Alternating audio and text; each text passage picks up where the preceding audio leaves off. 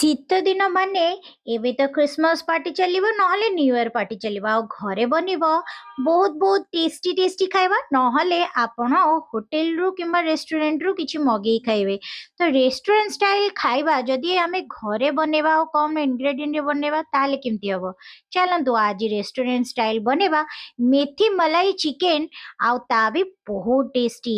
ତ ଦେଖନ୍ତୁ ସେଥିପାଇଁ ମେଥି ପତ୍ର ନେଇ ଆସିଛି ଆଉ ଏବେ ତ ମାର୍କେଟରେ ପୁରା ଫ୍ରେଶ ଫ୍ରେଶ ମେଥି ମିଳେ। ମୁଁ ଗୋଟେ ବିଡ଼ା ମେଥି ଏଥିରେ ୟୁଜ୍ କରିବି। ଆଉ ୟାକୁ ପ୍ରଥମେ ଆପଣ ଧୋଇ ବି ପାରନ୍ତି ନହେଲେ କାଟିକି ଧୁଅନ୍ତି। କାଟିକି ଧୋଇଲେ କ'ଣ ହବ ନା ବହୁତ ବାଲି ଅଂଶ ଆସିଯିବ। ସେଥିପାଇଁ ମୁଁ କ'ଣ କରିଛି ଚେର ଗୁଡ଼ିକ ସବୁ କାଟି ଦେଉଛି। ଆଉ ଯେଉଁଟା କଅଁଳିଆ ପତ୍ର ତାକୁ ବି ତାର ଯେଉଁ ଡେମ୍ଫ ସହ ଆମେ ୟୁଜ୍ କରିବା। ଆଉ ପତ୍ର ପତ୍ର ବାଛି ରଖିଦେଲି। ତାପରେ ଦେଖନ୍ତୁ ଧୋଇ ଦେଇଥିଲି ଶାଗକୁ ତାପରେ ଏବେ ଚୁନା ଚୁନା କରିକି କାଟି ଦେଉଛି। ଚୁନା ଚୁନା କାଟି ସାରିଲା ପରେ ତାକୁ ଏମିତି ପାଣିରେ ଧୋଇଦେବି। ଆଉ ପାଣିରେ ଥରୁ ଦିଥର ଧୋଇ ସାରିଲା ପରେ ତାପରେ ଯେଉଁ ପାଣିରେ ଆମେ ରଖିବା ଦେଖନ୍ତୁ ସେଇ ପାଣିରେ ଟିକିଏ ଆପଣ ଲୁଣ ପକେଇଦେବେ ତାହେଲେ ମେଥି ଶାଗ ଜମା ପିତା ଲାଗିବନି। ତାପରେ ଏବେ ଦେଖନ୍ତୁ ମଲାଇ ମେଥି କରିବା ସେଥିପାଇଁ ଚାରମଗଜ ଗୋଟେ ବଡ଼ ଚାମଚ ପୋସ୍ତ ଆଉ 10ଟି କାଜୁ ବତେଇ ଦେଉଛି। ତାର ଗୋଟେ ଫାଇନ୍ ପେଷ୍ଟ ପ୍ରସ୍ତୁତ କରିଦେବା। ଆଉ ଇଏ ଦେଖନ୍ତୁ ଦହିର 4ଟି ଚାମଚ ନେଉଛି। ଏବେ ଦେଖନ୍ତୁ ମୁଁ ଏବେ ନେଉଛି 750 ଗ୍ରାମର ଚିକେନ। 750 ଗ୍ରାମର ଚିକେନ ଟିକେ ବଡ଼ ବଡ଼ ପିସ୍ ନେବେ। ଆଉ ଲେగ్ ପିସ୍ ନେବେ। ଲେగ్ ପିସ୍ ନେଲେ ପୁରା ବହୁତ ବଢ଼ିଆ ସୁନ୍ଦର ଦେଖାହେବ। ଆଉ ଏଇ ଚିକେନକୁ ଭଲ ଭାବରେ ଧୋଇ ଦେଇକି ତା ଦେହରେ ମୁଁ ଏବେ ଦେଇଦେଉଛି ଯେଉଁ 4 ଚାମଚ ନେଇଥିଲି ଦହି ତା ଦେହରେ ଅଳ୍ପ ଟିକେ ହଳଦୀ ପକେଇବେ। ଆଉ ଉପରେ ଗୋଟେ ବଡ଼ ଚାମଚର ଦେଇଦେବେ କୁଟା ହେଇଥିବା ଗୋଲମରିଚ ଗୁଣ୍ଡ। ସେଇଟା ତ ନିହାତି ଆପଣ ଦେବେ। ଅଦା ଲଙ୍କା ଆଉ ରସୁଣର ଗୋଟେ ପେଷ୍ଟ ବନେଇ ଦେଉଛି। ଏବେ ଦେଖନ୍ତୁ ଆଗେ କଡ଼େଇରେ ତେଲ ଦେଲି। ତେଲ ବଦଳରେ ଆପଣ ବଟରରେ ବି କରିପାରିବେ। ଗୋଟେ ଡାଲଚିନି 2ଟି ଲବଙ୍ଗ 4ଟି ଗୋଲମରିଚ ଯାଇତ୍ରୀ ଆଉ 2ଟି ଗୁଜୁରାତି ଦେଇକି ତା ଉପରେ ଦେଖନ୍ତୁ ମୁଁ ଗୋଟେ ବଡ଼ ପିଆଜକୁ କାଟିକି ୟାକୁ ଭାଜି ଦେଉଛି। ଆଉ ପିଆଜ ହାଲକା ଲାଲ ହେଇଗଲା ପରେ ତା ଦେହରେ ଏବେ ଆମେ ଯେଉଁ ଚିକେନକୁ ମ୍ୟାରିନେଟ୍ କରି ରଖିଥିଲେ ସେ ଚିକେନକୁ ଆମେ ଡାଇରେକ୍ଟ ଏବେ ଦେଇଦେବା। ଦେଖନ୍ତୁ ଏବେ ଡାଇରେକ୍ଟ ଦେଇ ସାରିଲା ପରେ ତାକୁ ହାଲକା ଆପଣ ଏମିତି ଭାଜିବେ।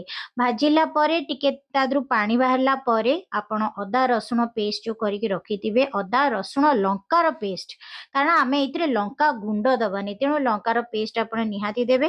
ତାପରେ ଏମିତି ଘୋଡ଼େଇକି ଯେଉଁ 3 ମିନିଟ୍ ଏମିତି କଷୁଥିବେ ଯେମିତିକି ଅଦା ରସୁଣର କଞ୍ଚା ସ୍ମେଲ୍ ଯିବ ପଳେଇବ। ଏବେ ଦେଖନ୍ତୁ ଚିକେନ ଗୁଡ଼ିକ ବି ଭଲ ଭାବରେ କଷି ହେଇଗଲାଣି। ତା ଦେହରୁ ଟିକେ ଟିକେ ଏହାର କଲର୍ ଛାଡ଼ିଲାଣି। ତ ଏବେ ଆମେ ଯେଉଁ ଗୋଳେଇକି ରଖିଥିଲେ ମ୍ୟାରିନେଟ୍ କରିକି ରଖିଥିଲେ ସେଇଥିରେ ଯେଉଁ ଅବଶିଷ୍ଟ ଥିଲା ତା ଦେହରେ ମୁଁ ଟିକେ ପାଣି ଗୋଳିକି ଉପରେ ଦେଇ ଦେଉଛି।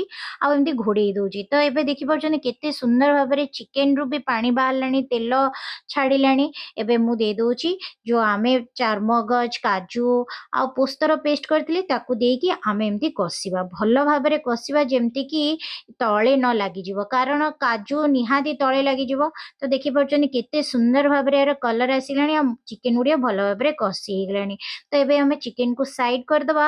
ତାପରେ ଆଉ ଗୋଟେ ପ୍ୟାନ୍ ନେବା। ପ୍ୟାନ୍ ନେଇକି ତା ଦେହରେ ମୁଁ ଦେଇ ଦେଉଛି ବଟର ଗୋଟେ ବଡ଼ ଚାମଚର।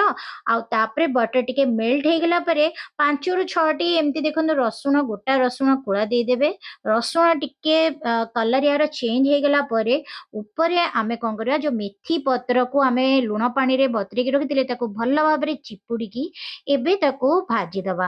ଆଉ ଧ୍ୟାନ ରଖିବେ ମେଥି ପତ୍ରକୁ ଆପଣ ବେଶୀ କଡ଼ା କରି ଭାଜିବେନି ହାଲକା ଭାଜିକି ଛାଡ଼ିଦେବେ ନହେଲେ ମେଥି ପତ୍ର ପୁଣି ପିତା ଲାଗିବ। ତ ଏବେ ଏଇ ପତ୍ରକୁ ଆମର ଯେଉଁ ଚିକେନଟା ଆମେ କଷିକି ରଖିଥିଲେ ସେ ଚିକେନ ଉପରେ ଏବେ ଦେଇଦେବା। ଆଉ ଦେଇକି ତାକୁ ଭଲ ଭାବରେ ମିଶାଇଦେବା। ଆଉ ଆପଣ ଦେଖିପାରୁଛନ୍ତି ଏଥିରେ ଆମେ ଜମା ବି ପାଣି ୟୁଜ୍ କରିନେ ବହୁତ କମ୍ ପାଣି ୟୁଜ୍ କରିଛେ ଯାହାକି ସେଇ ଦହି ଗୋଳା ପାଣିଟା ବାସ୍ ସେତିକି। ତା ଉପରେ ଏବେ ଆମେ ଦେଇଦେବା କ୍ରିମ୍। ଆପଣଙ୍କ ପାଖରେ ଯଦି କ୍ରିମ୍ ନଥିବ ତାହେଲେ ଆପଣ କ୍ଷୀରର ମଲାଇ ମାନେ ଉପର ଯେଉଁ ମଲାଇଟା ସେଇଟା ଆପଣ ଏଥିରେ ଦେଇପାରିବେ।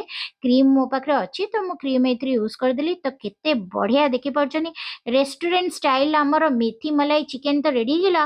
ଉପରେ ମୁଁ ଦେଇଦେଲି ଗୋଟେ ଚାମଚର ଡାଲଚିନି ଗୁଣ୍ଡ ଆଉ ଗୋଟେ ଚାମଚର ମୁଁ ଏବେ ଦେଇଦେବି ଗୋଲମରିଚ ଗୁଣ୍ଡ ଯେଉଁଟାକି ଆପଣ ଯଦି ଚାହିଁଲେ ଦେବେ ନହେଲେ ସ୍କିପ୍ କରିଦେବେ। ତ ଇଏ ପୁରା ଆମର ପରଫେକ୍ଟଲି ରେଡ଼ି ହେଇଗଲା। ଆଉ ଏବେ ତାକୁ ଗରମା ଗରମ ପରଟା ସହିତ ଆପଣ ଖାଇପାରନ୍ତି କିମ୍ବା ପଲାଉ ସହିତ ଖାଇପାରନ୍ତି। ବହୁତ ଟେଷ୍ଟି ଲାଗିବ ଆଜ୍ଞା। ଆପଣ ନିହାତି ଘରେ ଟ୍ରାଏ କରିବେ। ଆଉ ଇଏ ତ ଗୋଟେ ପାର୍ଟି ଆଇଟମ୍। ଆପଣ କିଟି ପାର୍ଟି କରନ୍ତୁ କିମ୍ବା ଆପଣ କ୍ରିସମସ୍ ପାର୍ଟି କରନ୍ତୁ, ଘରେ ତ ଡେଫିନେଟଲି ସମସ୍ତେ ପ୍ରଶଂସା କରିବେ। ଆଉ ଯଦି ଘରେ ତିଆରି କରୁଛନ୍ତି କେମିତି ଲାଗିଲା, ଆପଣଙ୍କ ଅନୁଭୂତି ମୋ ସହିତ ସେୟାର କରିବାକୁ ଜମା ଭୁଲିବେନି। ମେଥି ଶାଗର ଆହୁରି ବହୁତ ସାରା ରେସିପି ମୋ ଚ୍ୟାନେଲରେ ପୋଷ୍ଟ ଅଛି, ତ ମୋ ଚ୍ୟାନେଲକୁ ସବସ୍କ୍ରାଇବ କରିବା ସହିତ ଫେସବୁକ୍ ମାଧ୍ୟମରେ ଦେଖୁଥିଲେ ମୋ ପେଜକୁ ନିହାତି ଫଲୋ କରିବେ।